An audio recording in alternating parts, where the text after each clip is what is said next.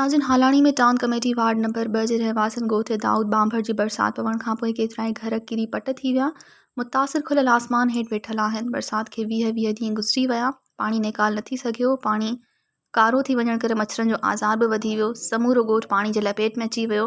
तक जे चूंडियल नुमाइंदनि हुकूमत तरफ़ां मुतासिरनि खे कुझु बि न मिली सघियो। मुतासिरनि जो अवामी न्यूज़ अॻियां दाहूं वधीक वकार ख़ासकेली जी हिन रिपोर्ट में।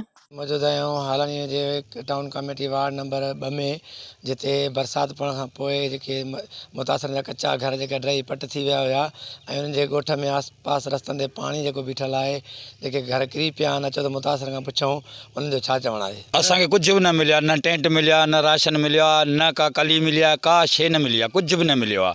20 ॾींहं गुज़री चुका आहिनि, केरु कोन आयो पुछण। 9 महीने केरु कोन आयो आहे।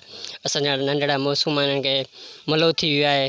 उन दवा जे लाइ असां पैसो न आहे जो उन्हनि जो इलाजु कराए सघूं। असां मोहम्मद बांभण बीठा आहियूं। बरसाति मुताबिक़ सॼो ॻोठ घर तबाह थी विया, पाणी घरनि में बीठो आहे। केरु बि लड़ी न आयो आहे, न AC न DC, न को वॾेरो न को नंढेरो। भला ॿियो ॾियण लाइ त कुझु बि केरु कोन आहे, पर पुछण बि केरु कोन आयो आहे। असांजो ख़ुदा करा मदद कई वञे। का शइ कान्हे, पधर पट ते वेठा आहियूं, का शइ न, उस ते वेठा आहियूं। दवाऊं वठी आया आहियूं अस्पताल में, उहा थोरी घणी खाऊं पिया था, पर साह सत उज़बन में बचा बीमार पिया आहिनि। माल विया हलिया, ग़रीब ऐं घर बि विया हलिया, का शइ असांखे न मिली आहे। असांजो हे क़दीम ॻोठ आहे दाऊद बांभण, जंहिंमें न राशन मिलियो, न को टेंट मिलियो, न को का शइ मिली।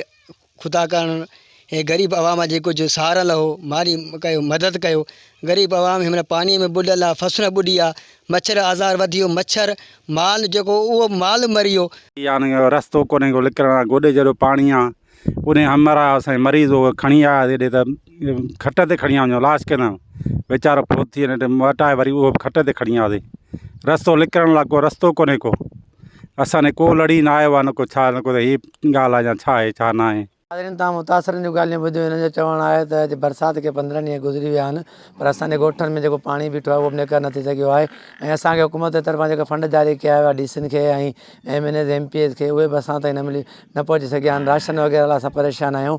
ऐं हिननि हितां जे वज़ीर आला सिंध मुराद अली शाह ऐं PP MNA सदीबरा अली शाह खां मुतालबो कयो आहे त असां सां ख़ुदा असांजी मदद कई वञे। असां जेको तबाह थियल नुक़सानु आहे इन जो उज़ालो कयो वञे। कैमरामैन बाबर जोगी सां गॾु वकार ख़ासकेली, अवामी न्यूज़ हालाणी। मज़ीद ख़बरनि ऐं तफ़सीलात लाइ विज़िट कयो असांजी वेबसाइट www.awamiNewsHD.com ऐं ॾिसंदा रहो अवामी न्यूज़ HD।